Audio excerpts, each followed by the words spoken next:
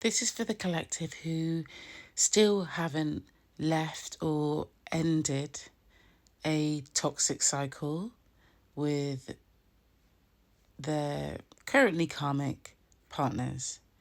Now, I don't know the ins and outs of your relationship, and only you know what you can and cannot put up with. I have my boundaries. You must have yours. And let me tell you something, brother, sister, your person is not going to change as long as you continue to entertain them, as long as you continue to engage with them, as long as you continue to communicate with them, as long as you continue to allow them to make tiny incremental changes that they don't sustain and don't actually want to make, because they're doing things to try and stay in your good graces. They're not doing things in order to evolve. So if you are comfortable with the karmic behaviors in terms of taking someone back, my guidance to you, what I'm being guided to tell you, is you need to leave that person alone long enough that they realise for themselves, e.g. you don't have to keep telling them all the things, they start to realise for themselves their own effery.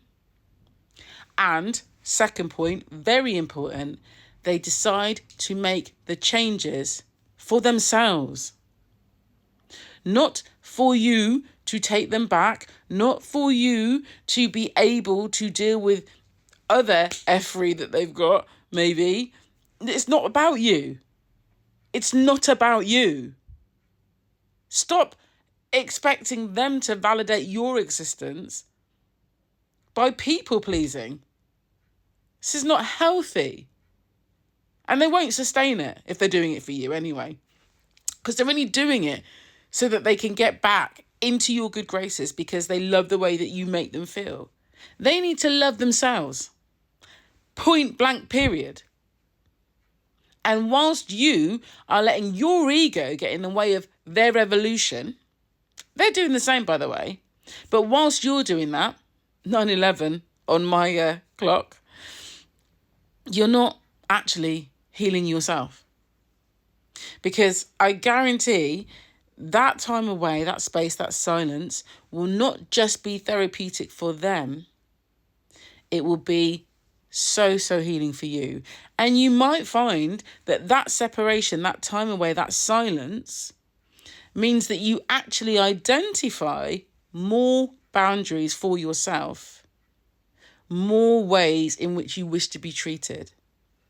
So that when they do come back and you have that adult conversation with each other, it's not just things that you maybe were aware of in the first instance. There will be other things. And they, if they have actually done the healing, they won't have an issue with it.